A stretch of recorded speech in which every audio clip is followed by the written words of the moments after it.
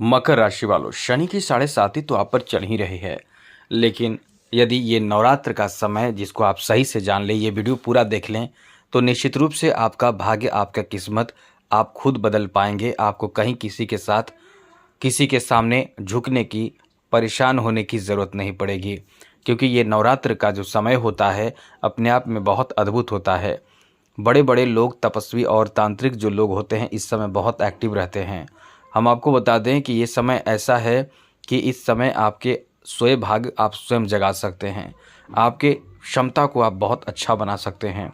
नवरात्र का समय बहुत महत्वपूर्ण इसलिए भी माना जाता है कि 9 ग्रह जो होते हैं वो माँ दुर्गा के चरणों में होते हैं। आपके ऊपर कोई भी ग्रह यदि बुरा प्रभाव डाल रहा हो तो वो ठीक हो जाता है। क्योंकि बहुत ऐसे लोग होते हैं जो इस समय नवरात्र करते हैं, उनके जीवन में, यानी नवरात्र जो शारदीय नवरात्र करते हैं, उनको पूरे 1 वर्ष तक बड़े कष्ट झेलने नहीं पड़ते हैं। हाँ, ये बात अलग है कि उनको कष्ट तो उनके ऊपर आता है। जैसे वर्षा होना होता है तो तूफान आना होता है, तो वो तो बहुत तेज़ आता है। लेकिन कभी कभी आप ये भी देखते होंगे कि आपके आस-पास आते हैं, आपके इलाके में आते-आते जो वर्षा हो, जो बहुत तेज़ आंधी हो, तूफ़ान हो, वो धीरे-धीरे उधर ही कम हो जाता है। उसी तरह से जो नवरात्र करते हैं, उनके ऊपर बड़े भारी संकट जो आने होता है, वो तो आ ही जाता है, लेकिन वो कम होकर आता है। यानी नवरात्र करने का मतलब है कि वो जो भारी संकट आपके ऊपर कम हो जाता है या ख़त्म हो जाता है, ये माँ दुर्गा की असीम कृपा के कारण होता है। और आपका कुंडली खराब हो, कुंडली नहीं हो, आपको समझ में नहीं आ रहा है कि हमारा ग्रह क्या है, कुंडली क्या है, कौन से ग्रह मजबूत है, कौन से ग्रह खराब है, कुछ भी आपको समझ में नहीं आ रहा है, तो नवरात्र कीजिए। आप देखते होंगे कि बहुत लोग नवरात्र करते हैं, क्योंकि जो नवरात्र करते हैं वो अपने आप में बहुत शक्तिशाली हो जाते हैं। पूरे 9 दिन तक आपके ऊपर कोई भी भूत प्रेत बाधा का प्रभाव नहीं पड़ता है। किसी की औकात नहीं कि नवरात्र आप शुरू कर दें और 9 दिनों के अंदर आपके ऊपर नेगेटिव प्रभाव पड़ जाए। यहाँ तक कि आपके दहलीज, आपके दरवाजे तक भी नेगेटिव ऊर्जा नहीं आ पाता है। इसलिए हम यही कहेंगे कि नवरात्र ज़रूर कीजिए। जो लोग नवरात्र कर रहे हैं या नहीं भी कर रहे हैं, वो इन सब ये वीडियो पूरा देखिएगा, आपको बहुत अच्छी ज़रूरी जानकारी देने जा रहे हैं। हम आपको बताएंगे नवरात्र में, चाहे आप नवरात्र करें ना करें, लेकिन कुछ विशेष बातों का ध्यान रखें। और नवरात्र में कुछ ऐसी चीज़ें जो दिख जाए, समझ लें कि ये चमत्कार से कम नहीं होने वाला, चमत्कार होने वाला है। तो सबसे पहले तो बता दें, 3 अक्टूबर से लेकर 12 अक्टूबर के बीच नवरात्र का पूरा समय रहने वाला है। वैसे तो 12 अक्टूबर को विजयदशमी होगा, लेकिन 12 अक्टूबर को भी नवरात्र की पूजा पाठ की जाती है। तो इस बार जो माँ आ रही है, क्योंकि माँ दुर्गा का आगमन और प्रस्थान ये दोनों बहुत ही गौर से समझा जाता है, इसका प्रभाव होता है। माँ दुर्गा इस बार आ रही है पालकी में, यानी डोली में। तो जब माँ दुर्गा का जो आगमन पृथ्वी पर होता है, अपने भक्तों के बीच होगा, तो डोली में होगा। तो इस बार जब डोली में होगा तो वो अच्छा नहीं माना जा रहा है। इससे क्या होगा, ये इससे आर्थिक स्थिति पर बहुत बुरा असर पड़ेगा। आपके ऊपर नहीं, देश दुनिया पर इसका असर पड़ता है, पृथ्वीवासियों पर इसका असर पड़ता है। यानी खास करके पूर्ण रूप से आपके ऊपर नहीं पड़ेगा। आप माँ दुर्गा के चरण में रहेंगे तो आपके कुछ भी, कोई भी बाल बाका नहीं कर पाएगा, क्योंकि अपने आप में ये बहुत अद्भुत शक्ति आपके ऊपर असर करना शुरू कर देती है। तो ये अर्थव्यवस्था पर बुरा असर डालेगा, देश दुनिया में मंदी की स्थिति बनेगी, महामारी की स्थिति बनेगी, अप्राकृतिक घटनाएं होंगे, जैसे झगड़े, विवाद, युद्ध वगैरह की स्थिति बनती है। साथ ही साथ जब प्रस्थान करेगी तो माँ दुर्गा मुर्गे पर प्रस्थान करेगी।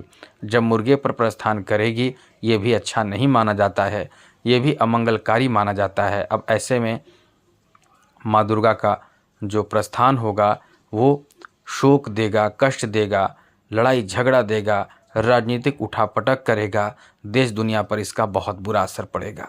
तो आप समझ सकते हैं कि माँ दुर्गा का आगमन और प्रस्थान इस बार कैसा रहेगा।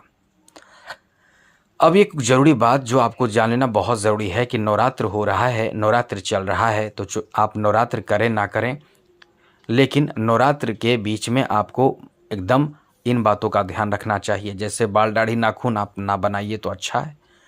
लहसुन प्याज तामसिक भोजन नॉनवेज बिल्कुल भी ना करें तो बहुत अच्छी बात है। लेकिन जो नवरात्र कर रहे हैं वो तो पूर्ण रूप से नियम का पालन करेंगे, वो तो उन्हें पता है क्या करना है क्या नहीं करना है। तो आपको अब बताने जा रहे हैं कि नवरात्र में दिख जाए ये चीज़, इनमें से कोई भी एक चीज़ दिख जाए तो समझ लें कि आपका भाग्य निश्चित रूप से बदलने वाला है। सबसे पहला चीज़ है दीपक। जी हाँ दोस्तों, जो नवरात्र में दीपक जलाते हैं माँ दुर्गा के पास, आप नवरात्र करें ना करें, यदि आप नहीं करते हैं तो कहीं भी मंदिर में, माँ दुर्गा का मंदिर हो, वहाँ जाकर एक दीपक जरूर जलाइए। शाम के समय आप यदि एक दीपक जलाते हैं और अपनी परेशानी बताते हैं कि हम इस कारण से नहीं कर पा रहे हैं, तो माँ है वो आपकी बात समझेगी और फिर आपके स्थिति बदलेगी, जीवन बदलेगी। लेकिन नवरात्र हो रहा है जिसके घर में, वो अपने घर में 2 दीपक कम से कम ज़रूर जलाएं। एक तो पूजा स्थान में और दूसरा मुख्य दरवाजे पर। और सबसे ज़रूरी बात, जिनके घर में नवरात्र में अखंड दीपक जलते हैं, वो दीपक में देखें, गौर से देखें, फूल यदि लग रहा हो तो निश्चित रूप से ये जो फूल लगता है वो आपके जीवन में बहुत बड़ी खुशी देती है, जैसे संतान प्राप्ति या फिर शादी विवाह जैसी बड़ी खुशखबरी देती है। साथ ही साथ नवरात्र में यदि आप पूजा पाठ कर रहे हैं और आप सपने देखते हैं पूजा पाठ करते हुए, या नहीं भी कर रहे हैं तो सपने यदि आपको पूजा पाठ करते या कोई कर रहा हो, ऐसा कोई सपना आता है तो समझ लीजिए यह आपके भाग्य उजाला लाने वाला कहा जा सकता है। और आप पूजा पाठ कर रहे हैं तो आपको सपने आ रहे हैं पूजा पाठ का, तो समझ लें माँ दुर्गा आप पर प्रसन्न है। आपके पूजा पाठ सही विधि से आप कर रहे हैं, या आप श्रद्धा से कर रहे हैं, विधि चाहे कुछ भी हो लेकिन श्रद्धा से आप कर रहे हैं, आपके पूजा पाठ का फल मिलेगा। आगे बात करें तो सपने में कन्या दिख जाए तो समझ ले माँ साक्षात आपको दर्शन दे रही है। ऐसा समझकर कहीं ना कहीं आप अपने श्रद्धा भक्ति में कमी ना आने दें, एकदम खुलकर पूजा पाठ करें। यदि आपको सफ़ेद जौ, जी हाँ मित्रों, सफ़ेद जौ दिख जाए, यदि नवरात्र पूरा होता है और आप देखते हैं कि नवरात्र में जौ बोया जाता है, जब बोया जाता है तो छोटे रहते हैं, जब बड़े हो जाते हैं तो उसमें देखा जाता है नवरात्र के 10वीं के दिन जब उसे उखाड़ा जाता है और उसका विधान पूर्वक स्त्रियों को उनके आंचल में दिया जाता है और पुरुष को राइट कान पर रखा जाता है, ईयर पर रखा जाता है। तो ये जो प्रोसेस है, इसमें आप ये देखते हैं कि कहीं ना कहीं ये जो प्रोसेस है ये इसका फ़ायदा मिलता है।